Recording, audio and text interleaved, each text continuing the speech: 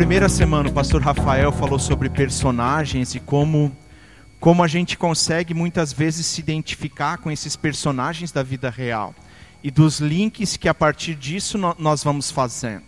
Semana passada o William falou e acho que ele gastou mais tempo nessa história do genoma e de como... do genograma. E de como a nossa história, a história dos nossos antecedentes vão nos trazendo até aqui. E o William também enfatizou isso, de que a nossa história ela não precisa ser condicionada como se fosse algo já determinado pelos nossos antepassados.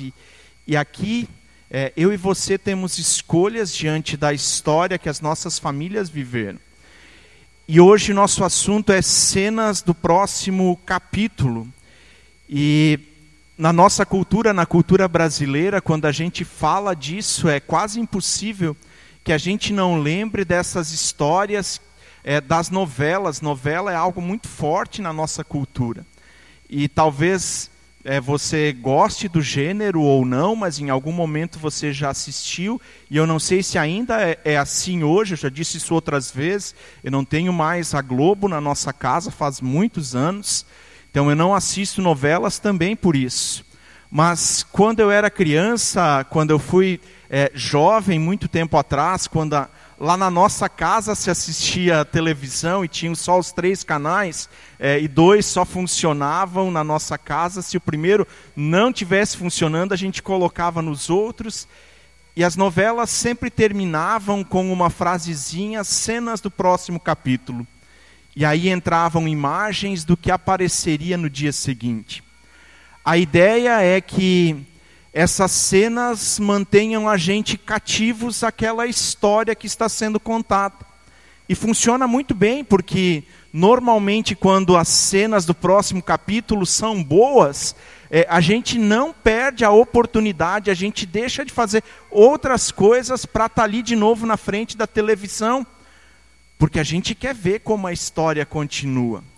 Muitas vezes a gente imagina uma situação e a história envereda para outro caminho, mas a gente está lá, a gente se acostumou, está na nossa cultura. Também é verdade que às vezes a gente erra nisso. Muito antes das novelas fazerem isso, teve um cineasta chamado Alfred Hitchcock. Quem chegou a ouvir e ver algum dos filmes do Hitchcock? Ele faleceu em 80, para vocês terem uma ideia disso. E os filmes dele continuam fazendo sucesso. Ele é considerado o mestre do suspense. E os filmes dele tinham algumas coisas que em todos os filmes apareceriam. Tinha lá uma mulher loira que seria assassinada em algum momento do filme. Também tinha que ele aparecia em todos os filmes dele. E dos filmes dele, ele fez mais de 60 filmes como cineasta. Eles tinham essa pegada de que a gente ligava, para quem gosta do gênero, para quem não se assusta fácil, que a gente começava a olhar e não tirava mais os olhos da tela, porque a gente estava ansioso pela próxima cena. Mas isso também deixou uma marca na vida dele como autor. E ele disse certa vez que se ele fosse chamado para filmar Cinderela, todos pensariam que dentro da carruagem apareceria algum corpo. Cenas do próximo capítulo nos fazem antever uma história. E se a gente gosta daquilo que a gente anteviu, a gente continua. Se a gente não gosta disso, a gente tende a desligar. E aí tem ciência por trás dessa história, de pessoas que se especializam em manter a gente cativo àquilo que está sendo dito, à história que está sendo contada. As narrativas bíblicas, algumas delas também exercem esse poder sobre nós. O Antigo Testamento, de uma maneira bem especial, para mim pelo menos, quando eu vou lendo, parece que não dá para parar no meio da história. A gente tem que ir até o final da vida daquele personagem, porque a história é viva. E isso é a identificação que a gente vai fazendo com os personagens. Cenas do próximo capítulo Também é uma frase que de repente a gente usa no contexto das nossas relações pessoais. Talvez seja só comigo, não seja assim com vocês, mas tem pessoas que a gente vai conhecendo e percebendo como ela toma decisões na sua vida. E a gente está sempre esperando o próximo momento em que ela vai fazer alguma coisa que não vai dar certo. E a gente diz a respeito de algumas pessoas, com essa vida, com essas escolhas, é certo que não tem final feliz. E o ditado popular que ilustra isso diz assim: pau que nasce torto, e não é conhecido aqui, é só do Rio Grande do Sul o ditado. Pau que nasce torto, morre torto. Porque a gente olha para alguns detalhes da vida da pessoa e diz: não tem como ser uma história com final feliz. Não é uma boa novela porque vai terminar mal. A gente pode falar disso da vida de algumas pessoas possivelmente. Talvez alguns possam falar isso da nossa vida. E juntando aquilo que o William trouxe semana passada, e essa introdução, se eu olhar para a minha história como familiar, teria pouca chance de eu estar aqui nessa noite. Eu não quero lamentar pela minha família, não é isso, eu só quero dizer, a nossa história, ela é a nossa história, mas ela não é determinante, ela não é o ponto final para as decisões que eu e você precisamos tomar. Aquilo que os nossos antepassados viveram não precisa ser a tua história. Se eu fosse simplesmente me submeter a isso, vou falar só da geração anterior a mim. Meu pai foi dono de bar a vida toda. Eu aprendi a jogar cartas no bar, com ele, com o meu avô, de jogar dinheiro. Talvez eu tinha uns 5 ou 6 anos. Eu nem sabia muito bem o que significavam aqueles símbolos das cartas. Mas eu jogava. Se eu fosse tomar esse ponto como conclusivo, como definitivo na minha vida, domingo à noite não é dia de estar na igreja. É dia de estar no bar. É dia de estar jogando até o último centavo sair da carteira. No jogo ou na conta do bar. A nossa história nos mostra algumas coisas que nós somos capazes de fazer. Mas assim como do personagem que nós queremos olhar a seguir, nós precisamos de momento de rupturas com a nossa história. Se a nossa história como família não foi boa, tem coisas ruins, uma ruptura é necessária. E construir algo novo a partir disso. Não é responsabilidade dos nossos pais. É responsabilidade tua. Porque você tem agora informações a respeito disso. E sabe que algo pode ser feito diferente.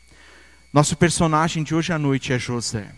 José é filho de Jacó, é neto de Isaac, é bisneto de Abraão, o pai da fé, segundo Hebreus, aquele que segue uma promessa de Deus. E dentro dessa família que já foi explorada, então, nas 2 pregações anteriores, Jacó chega no momento de casar e ele se apaixona por uma mulher chamada Raquel, trabalha 7 anos por ela e o sogro dá a volta nele, dá o golpe nele. E diz, na nossa cultura, não se casa a filha mais nova sem que a mais velha esteja casada.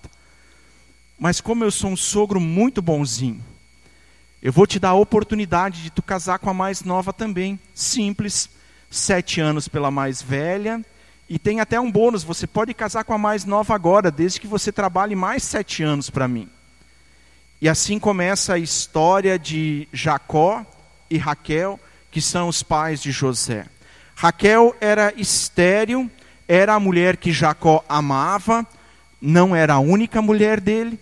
Ele tinha Lia, a irmã mais velha de Raquel, e 2 concubinas, e com essas ele já tinha filhos. Capítulo 30 de Gênesis, capítulo 29 de Gênesis, diz isso que... Capítulo 30, não é o 29. Agora na projeção eu vi. Diz que todas essas mulheres já têm filhos, e numa discussão familiar, Raquel diz para Jacó, assim como o versículo 1 fala, dá-me filhos ou eu morrerei. dá para entender a angústia dessa mulher, de ver todas as concorrentes, tendo filhos e ela não conseguindo ter o seu. Dá para imaginar a angústia de Jacó, que amava aquela mulher mais do que as outras e não conseguia ter filhos com ela. E assim nasce José, desse clamor inicial de Raquel, dizendo, me dá filhos. Diz ainda no capítulo 30, no versículo 22, que Deus lembrou-se de Raquel e ouviu o seu clamor. E agora nasce José. José significa, o nome dele, Yahvé acrescenta. É simbólico também os nomes do Antigo Testamento, como eles revelam a intenção do coração das pessoas, dos pais que nomeiam essa criança. Os nomes para nós são apenas nome. Minha mãe não pensou muito, porque Daniel, não sei se ela achou que seria sonoro, Daniel, Andreas. Eu nasci em 13 de maio e semana passada isso foi lembrado. E a expectativa da minha mãe era que fosse uma menina. E ela tinha o nome escolhido, seria Isabel. E aí nasce menino, talvez isso tenha pego ela de surpresa. Ela disse, pode ser Daniel mesmo, já que não vai ser Isabel, pode ser qualquer nome. Não tenho problema com o meu nome de maneira nenhuma. Mas minha mãe não pensou não, Daniel no hebraico significa Deus é nosso juiz que julga com retidão e nos consola. Não pensou isso. Toda vez que ela olha para mim, não é essa frase que vem na mente dela. Para os hebreus era. O nome carregava consigo um significado. José diz para a mãe dele, e para o pai dele, e para todos os irmãos, agora nesse momento de euforia, Deus acrescenta. Deus é quem dá. E agora a gente poderia imaginar cenas do próximo capítulo. O filho tão esperado, com a mulher amada, agora nasce, e agora Jacó é só alegria, felicidade, tudo na vida dele vai bem, não há mais preocupações com outras coisas. Talvez. E as outras 3 mulheres, que também estão envolvidas nessa história? E os outros filhos que ele já tinha? Se a gente isola alguns personagens, talvez fica mais fácil da gente dizer, tinha que ser esse o caminho. Mas quando a gente olha a história como um todo, nem sempre aquele momento de felicidade, ele de fato é feliz para todos. E talvez a gente também se sinta assim em muitos momentos da nossa vida, onde a gente olha ao nosso redor e vê pessoas alegres pelas conquistas, pelas bênçãos que Deus está dando. E lá no silêncio do nosso quarto nós continuamos lutando. Nós continuamos lamentando, nós continuamos com a nossa dor, com o nosso sofrimento, porque tem situações na nossa vida que ainda não estão resolvidas. E a gente olha para o vizinho está sorridente, porque está tudo bem lá. A infância de José é premiada com um desentendimento entre Jacó, seu pai, com seus cunhados. Isso também só acontecia no Antigo Testamento. No nosso tempo isso não acontece assim. Jacó trabalhava nas terras do sogro, cuidando dos rebanhos, e onde Jacó colocava a mão, Deus abençoava. E os cunhados agora dizem, olhem só, que filho da mãe, nós recebemos ele aqui, 14 anos ele trabalha para ter nossas irmãs, a gente podia ter colocado 20 anos para cada uma de trabalho, e agora ele está roubando nosso pai. Ele está roubando tudo que era nosso, que era a nossa herança. E começa o burburinho entre os cunhados. Isso só acontecia lá. No nosso tempo, sócios, cunhados não brigam de jeito nenhum. Porque nós somos pessoas muito melhores do que Jacó e os cunhados dele. E Jacó sabe disso e decide fugir. José já nasceu. José certamente viu isso, quanto isso afeta a vida dele ou não, nós não sabemos. Mas tem uma briga de cunhados e uma fuga. Na fuga, Raquel, a mãe dele, a mulher amada, rouba os deuses do clã.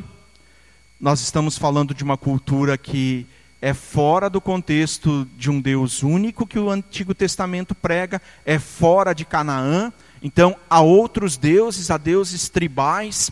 A tribo, o clã de Labão tinha deuses que estavam lá em algum lugar, para quem eles apelavam, para quem eles entregavam ofertas. E Raquel, sorrateiramente, passa a mão nesses deuses e leva junto com ela. Labão percebe isso e se coloca em perseguição. E quando alcança a caravana, ele diz: vocês roubaram os meus deuses. E vasculha toda a bagagem deles e não acha. E Raquel diz: papai, eu estou naqueles dias, sabe, né, os dias de mulheres, e eu não posso me levantar da minha montaria. E ela foge de lá. José tem um pai que se desentende com os cunhados, com razão ou sem razão, isso acontece. Um pai que foge na calada da noite. Uma mãe que rouba os deuses tribais, que não tem uma relação com o Deus de Jacó, de Abraão, de Isaac. Outros deuses, Raquel está nessa família, mas ainda não há uma conversão, não há uma adesão ao Deus único que o Antigo Testamento prega, que era o Deus que chama Abraão. Ainda não tem isso. Eles voltam para casa e têm um encontro com Esaú. E agora José demonstra todo o cuidado que ele tem com Raquel e com José. Ele coloca os filhos, as mulheres, todos numa fila indiana. Não era fila indiana na época. E Raquel e José estão lá no final da fila. Jacó pensou assim: bom, se der tudo errado, Esaú vier contra nós, os últimos têm mais chance de fugir. Então, se os últimos têm mais chance de fugir, eu vou premiar aqueles que eu amo mais. Cenas do próximo capítulo. O que os irmãos mais velhos pensam dessa história? Eles conhecem a briga de Esaú e Jacó por causa daquele prato de lentilha, a fuga dele, conhecem as histórias de Jacó com Labão e os cunhados dele. E agora eles veem Esaú chegando com uma comitiva grande e eles pensam: nosso pai é um sem vergonha. Ele acha que vai morrer gente aqui, ele quer que a gente morra antes que os outros. Cenas do próximo capítulo. José é o mais amado. E os irmãos mais velhos agora, quando estão nas campinas cuidando dos rebanhos e fazem aquela fogueirinha no final da tarde, coloca aquela paletinha de cabrito para assar, o assunto que eles conversam entre eles é: nós temos que dar um jeito nessa situação. José tem muitos privilégios que nós não temos. E nós precisamos resolver isso. José passa a ser o assunto de todos os irmãos. E a decisão que eles tomam é: vamos matar ele. Se ele é o que o pai mais ama, vamos dar um jeito nisso. Capítulo 37 tem a gota d'água para essa história. Jacó dá um presente, uma túnica longa. Para nós isso não representa absolutamente nada. Se a gente ganhasse um casaco, uma camisa um pouco mais comprida, uma calça mais folgada, não diria nada para nós. Dentro da cultura deles, é algo especial. Túnicas curtas são para o dia a dia, são para não passar frio. Túnicas longas são um adorno, são um presente. É algo especial que se dá, que se ganha em momentos especiais. E os irmãos dizem: agora chegou no fim dessa história. Fomos deixados para trás e a decisão é vender ele ou matar. E eles devem ter discutido isso por muito tempo. E Jacó tem seu filho amado vendido pelos irmãos. Cenas do próximo capítulo. Esses irmãos chegam em casa e dizem o que para o pai? José tinha 17 anos quando isso acontece. Ele vai se revelar para os irmãos dele no final do capítulo de 50 de Gênesis, 42 de Gênesis, quando ele tem mais ou menos 30 anos. Durante 13 anos, as cenas dos próximos capítulos de Jacó com os seus outros filhos, é de constantemente ele estar na presença do pai mentindo, dizendo: José morreu, consolando ele, sabendo que isso não é verdade. José vê tudo isso. Com 17 anos, agora, o filho especial, ele é vendido e entra na vida adulta. Capítulo 37 relata a venda dele. Capítulo 39, ele já está no Egito e a coisa parece que não para de piorar. Ele foi vendido, foi traído pelos seus irmãos e agora ele diz: encontrei um porto seguro. Ele é o responsável pela casa, pelos mantimentos da família de Potifar. E a mulher de Potifar olha para aquele moleque, 17 anos. De vez em quando ele tomava conta das ovelhas e dos cabritos do pai. Dá para imaginar ele mais coradinho do sol. E ela diz: vou atacar esse moreno. Vai ser meu. Todos os outros irmãos de José teriam achado aquela proposta muito interessante. José não acha. Por quê? Se ele viu o pai contendendo, brigando com os cunhados, se ele viu a mãe idólatra roubando os ídolos da casa do avô, se ele vê os irmãos aprontando uma depois da outra. Tem duas histórias dos irmãos de José que ele viu, ou que ele pelo menos ouviu, que são cruéis.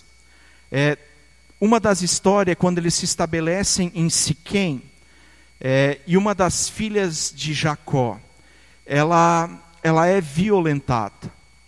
E eles vão lá para tomar a história na ponta da faca. E eles dizem: com a nossa filha não vai acontecer isso, com a nossa irmã não vai ser assim. Vocês têm que reparar a honra, a dignidade da nossa família. Tem que casar com ela.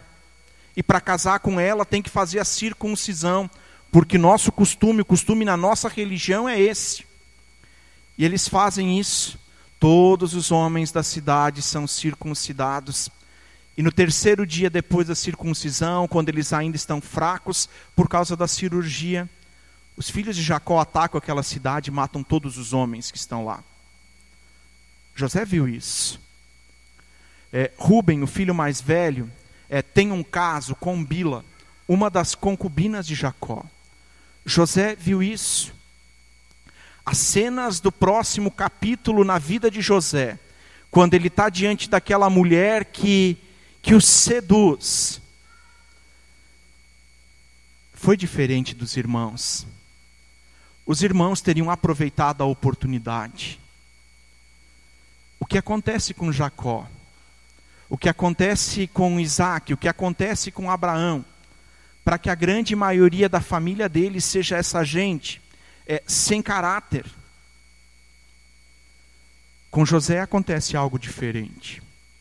Alguma coisa na vida dele foi diferente. Cenas do próximo capítulo.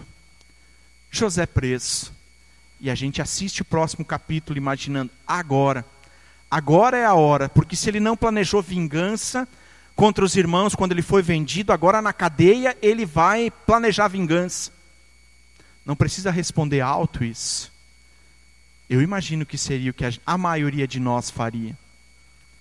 A gente até suporta a primeira traição dos irmãos, mas a gente diz: ah não, agora Deus me abandonou e eu vou chutar o pau da barraca.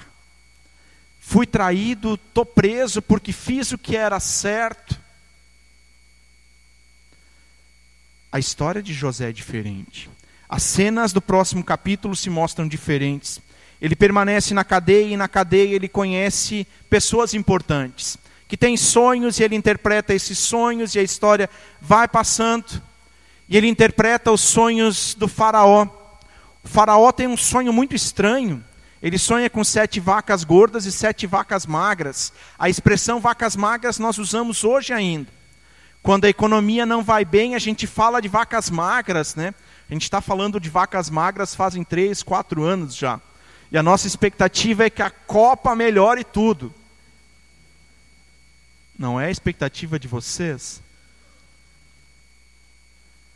O sonho do faraó era estranho e alguém lembra que José, que estava preso, interpretava sonhos. E José tem a oportunidade de interpretar o sonho do faraó. Simples.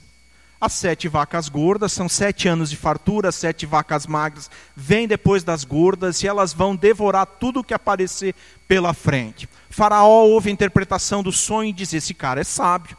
Esse cara é diferente dos outros, agora tu vai ser o primeiro-ministro do Egito. Nenhum de nós lendo a história imagina esse desfecho. Cenas do próximo capítulo. José é o primeiro-ministro do Egito, possivelmente a nação mais poderosa daquela época. E ele começa a comprar mantimentos e guardar, e guarda, porque os 7 anos de fartura vão acabar. E eles acabam. No primeiro ano de vacas magras, Canaã não tem mais comida. Canaã mora Jacó com os seus outros filhos, já tinha nascido Benjamim, filho também com Raquel, a mulher que ele amava. E agora está toda a família de José em Canaã passando fome. E eles ouvem que, na rádio local, que no Egito tem comida. E vai a comitiva com todos os irmãos comprar comida. Que oportunidade para vingança. Mas José é diferente. Nas cenas do próximo capítulo, José simplesmente acolhe os irmãos dele, manda eles de volta com mantimentos, não cobra isso, pede que eles tragam o pai e Benjamim, diz: só vou dar comida para vocês de novo, se o mais novo vier aqui, porque senão eu não acredito que vocês são homens de bem. E a história vai se desenrolando até que ele traz toda a família dele para o Egito. Dentro dessa história maior, de idas e vindas, de famílias complicadas, porque José é diferente. O que acontece na vida dele, minha opinião, a partir do que eu conheço dos textos, José tem um momento de ruptura com a história da família dele. E para mim o ponto de ruptura dessa história é quando no capítulo 37 começa a falar que ele sonha. Que Deus coloca sonhos no coração de José. E ele diz: se é Deus, porque ouvi falar de Deus, ele tinha ouvido. Porque era o Deus de Abraão, de Isaac e de Jacó. Se é Deus, é nisso que eu vou me apegar. Esse apegar-se a um sonho de Deus é a ruptura de José com a história dele. Ele rompe com esse ciclo vicioso da família, de viver trapaceando, de viver enganando, de viver mentindo, de viver uma vida sem caráter. Mesmo que eles tivessem experiências com Deus. E eles tinham. Eu creio que existe só essa possibilidade para nós. Se a gente volta para a semana passada e a gente pensa agora no genograma da nossa família e das potencialidades para as coisas ruins que há na nossa história, só tem uma coisa que faz isso ser diferente. É a ruptura com essa história. A ruptura da minha história com as coisas ruins da minha família. Acontece num sábado à tarde, quando eu estou sentado na sala onde o grupo de jovens da Igreja Luterana de Três Coroas se reunia. E poucas pessoas podiam apontar coisas ruins no meu caráter. Nunca fui de falar palavrão, nunca fui de mentir. Mas a minha história, a história da minha família, pesava contra mim. E de repente entra um personagem novo na minha história. E eu começo a ter um relacionamento com esse personagem, porque ele é vivo. Ele é alguém acessível para mim todos os dias da minha vida. Eu estou falando de Jesus. Quando Deus entra na história da nossa vida, quando nós nos rendemos de fato a isso, quando nós colocamos nossa esperança nele, algo novo pode ser construído. William citou esse versículo na semana passada de 2 Coríntios 5, quando Paulo fala que as coisas velhas já passaram e elas não passam só porque trocou o dia, porque amanheceu, mas elas passam porque há um evento novo que acontece conosco, que pode ou que deve acontecer. Um encontro pessoal, um encontro genuíno. A gente tem como lema da comunidade: anunciamos o amor de Jesus Cristo que transforma vidas. Foi assim comigo. E pode ser assim contigo. A história que você traz da sua casa, aquilo que o genograma mostra, não é aquilo que te define como ser humano. Há possibilidade de ruptura com tudo isso. A vida de José no Egito tem algumas nuances muito interessantes. Tem esse ponto de ruptura que para mim é quando ele começa a sonhar, quando Deus fala claramente com ele a respeito dos propósitos para a vida dele. Mas no Egito as coisas não foram fáceis. José tem 2 filhos no Egito. O nome do primeiro filho dele é Manassés, o segundo é Efraim. Está projetado aí o que significam os nomes. Disse antes, na nossa cultura o nome é só um nome, talvez seja sonoro, talvez como o Rafa diz, a gente pensou como ele soava, qual seria o apelido. No Antigo Testamento os nomes têm um significado. Manassés significa: Deus me fez esquecer todo o meu sofrimento. Efraim significa: Deus me fez prosperar na terra onde tenho sofrido. Tem 2 coisas decisivas para que a história de José, para que as cenas que a gente poderia imaginar lendo, não sejam de vingança, não sejam de uma perseguição à família dele. Tem 2 coisas que mostram a mudança de vida que acontece com ele. Primeira delas, ele sabe que aquele lugar é um lugar de sofrimento. E a gente tem muita dificuldade com isso. Nosso tempo é um tempo onde nós não queremos mais sofrer. A gente terceiriza tudo aquilo que significa sofrimento para nós. A gente não trata mais, não cuida mais dos doentes em casa. A gente coloca eles no hospital ou em algum outro lugar. A gente não vela mais os nossos mortos na nossa casa. Eu não estou dizendo que precisa ser assim. Eu estou dizendo que isso faz com que a gente não sofra mais por nada. Ah, pastor, mas a minha vida é difícil. Eu trabalho das 6 às 6 e o salário nunca chega no fim do mês. Ninguém disse que nós não sofreríamos. Mas a gente não lida bem com isso. A gente reclama, a gente esperneia, porque a nossa geração é a geração que tem que ter prazer em todas as coisas. E se não dá prazer, óbvio, é descartável. José entende que o tempo dele no Egito é de sofrimento. Ele não passa por cima disso. Ele reconhece que é tempo de sofrimento. E agora, se você consegue por um pouco se colocar no lugar dele, o cara que foi vendido pelos irmãos, ninguém da família vem atrás dele, ninguém se arrepende nesses 13 anos e conta a verdade. A chegada dele, vem outra mentira e ele é traído, e ele acaba na prisão.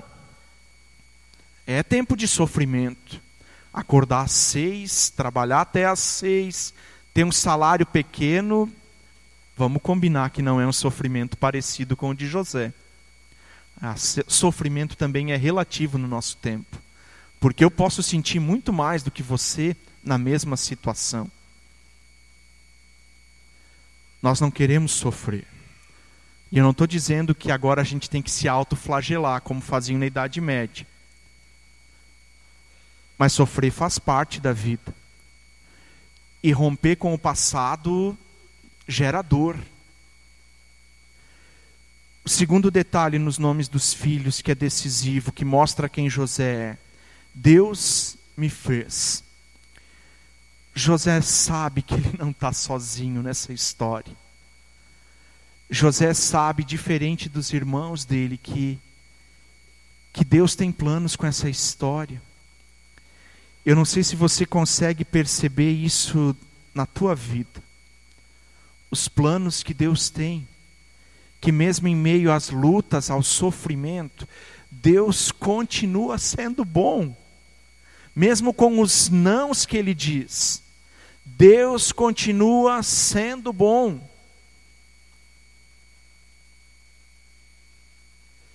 Falei que a gente ia ler Êxodo 50 e vocês estão com o texto aberto há bastante tempo. 50, versículo 15, diz assim: Vendo os irmãos de José que o seu pai havia morrido, disseram: E se José tiver rancor contra nós e resolver retribuir todo o mal que lhe causamos? Então mandaram um recado a José dizendo: Antes de morrer o teu pai nos ordenou. Mais uma vez a mentira aparecendo, né? Não tem nada no relato bíblico que diga que Jacó mandou os filhos falar isso. Também não é o nosso pai mandou dizer, é o teu pai. Que gentinha, né? Ainda bem que a gente é muito diferente deles. A gente não distorce as palavras dos outros, a gente não cria historinhas para sair bem da situação. Isso é só na televisão. Isso é só no Antigo Testamento. Com a gente não é assim. Antes de morrer, o teu pai nos ordenou que te disséssemos o seguinte: peço-lhe que perdoe os erros e pecados de seus irmãos, que o trataram com tanta maldade. Outra história. Perdão sem arrependimento, porque não há uma confissão deles. Eles não chegam para José e dizem: meu irmão, perdoa a gente, porque a gente agiu por ciúme, porque o nosso pai demonstrava mais afeto por ti do que por nós. É um pedido de perdão bem mequetrefe. Agora, pois, perdoa os pecados dos servos do Deus de teu pai. Como Deus de teu pai? Não é o Deus deles? Não, não é. E por isso eles continuam mentindo, enganando, roubando. Porque Deus é apenas uma figura na história, diferente do que é na vida de José. Deus é o Deus de José, não é o Deus de Jacó para ele. Não é o Deus de Isaac, de Abraão, é o Deus da vida dele. O texto segue: quando recebeu o recado, José chorou. Depois vieram os seus irmãos, prostraram-se diante dele e disseram: estamos aqui, somos teus escravos. José, porém, lhes disse: não tenham medo, estaria eu no lugar de Deus? Vocês planejaram mal contra mim, mas Deus o tornou em bem, para que hoje fosse preservada a vida de muitos. Por isso, não tenham medo, eu sustentarei vocês e seus filhos. E assim os tranquilizou e lhes falou amavelmente. Não é o final que vocês imaginaram. Não é o final que faria a gente assistir o próximo capítulo. A gente quer vingança. Não, estou falando de mim, talvez não seja de vocês.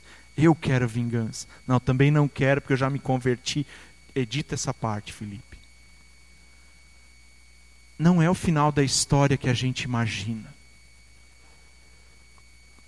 Esse homem que não nega o seu sofrimento, inclusive colocando no nome dos seus filhos, ao mesmo tempo reconhece quem Deus é e como Deus age na vida dele. E cada manhã ou cada final de tarde, quando ele tinha um momento com os filhos dele, ele era lembrado da história da vida dele, do sofrimento e de quem Deus faz. De manhã, quando ele chamava os moleques para o café, ele lembrava: Deus fez. Quando ele botava os moleques para dormir à noite, dava aquele beijinho na bochecha deles, dando boa noite, ele lembrava: Deus fez. Descansar em Deus moldou o caráter de José.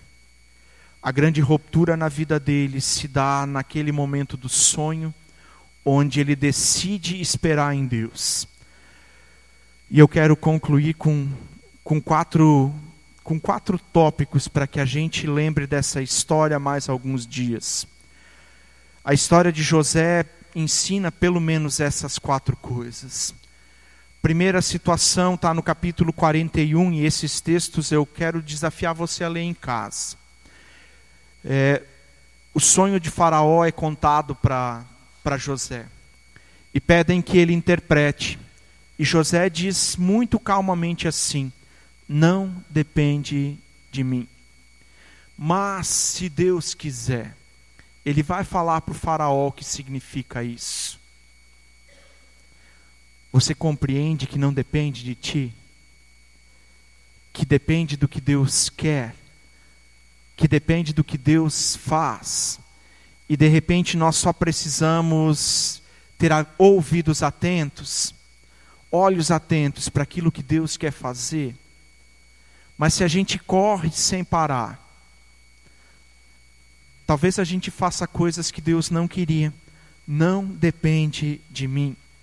Segunda coisa, na primeira vez que os irmãos vêm ter com ele, no meio da história ele propõe que eles voltem e tragam um irmão mais novo.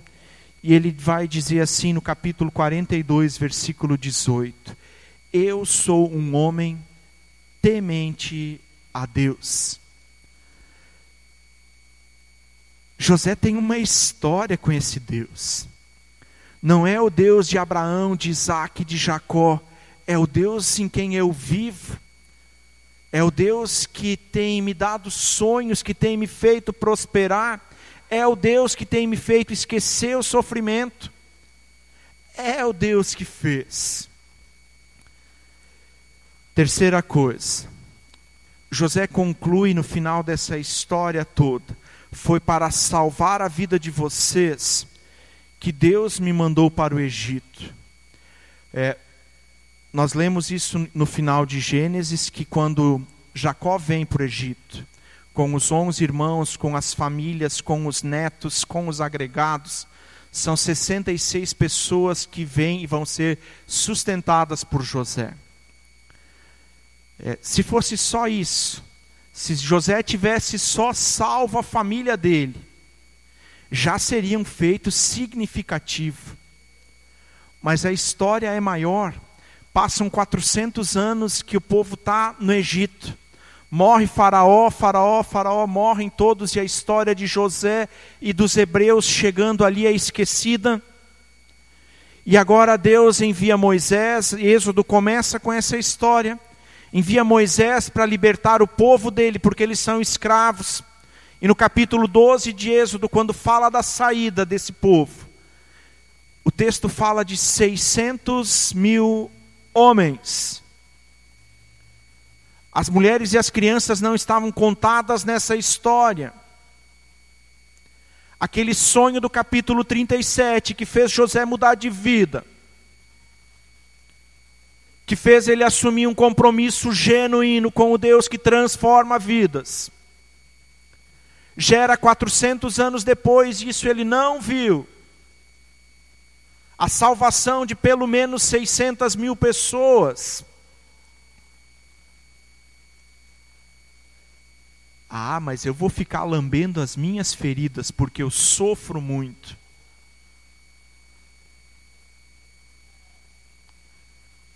E você não percebe o que Deus quer fazer contigo e através de ti. Quarta coisa, no texto que nós lemos, quando os irmãos, de uma maneira mentirosa, mais uma vez, chegam diante de José, achando que agora é a hora da vingança, José simplesmente diz: estaria eu no lugar de Deus?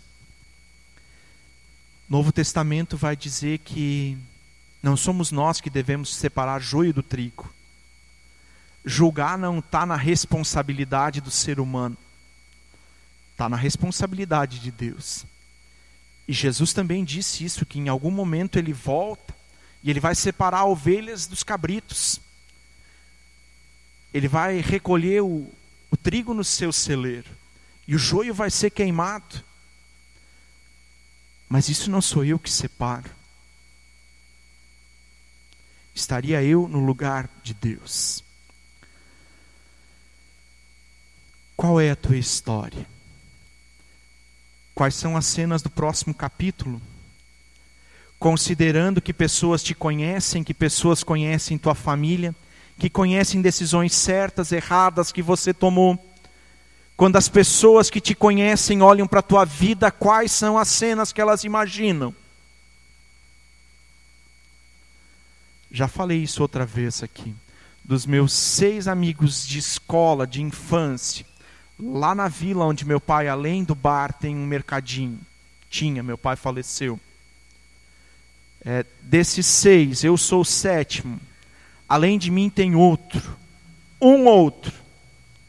Que não tem passagem pela polícia. E não é de botar as mãos no carrinho e ser apalpado. É de passar noites preso.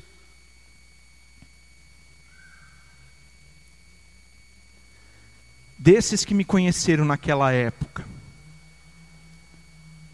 não imaginam a diferença que faz um encontro pessoal com Jesus, que transforma a nossa vida. A gente está no domingo de Pentecostes.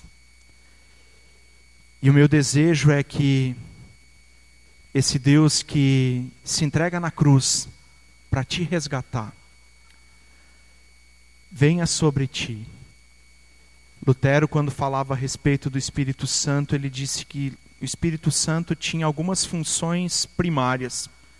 A primeira deles era convencer a gente do nosso pecado.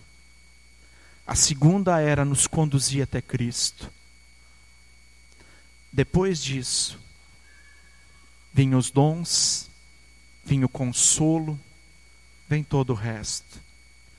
Meu desejo é que nessa noite o Espírito Santo te convença do teu pecado, assim como Ele tem feito comigo.